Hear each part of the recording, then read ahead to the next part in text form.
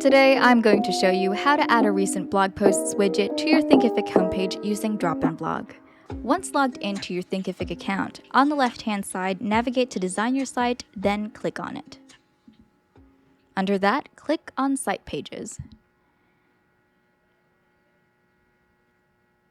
In Site Pages, find your homepage, then click on the white pen icon.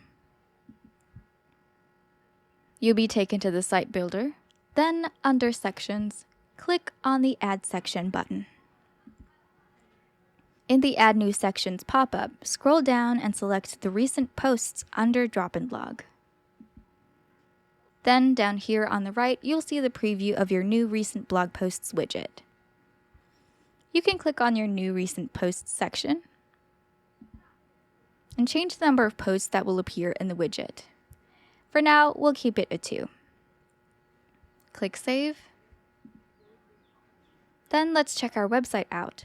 To do that, just click back, and on the top, just right of the home page, click on the link icon to copy the page's link. Open up a new tab, paste your link, hit Enter. There's your Recent Posts widget, and that's how you add a Recent Posts widget to your Thinkific homepage using DropInBlog. Happy blogging!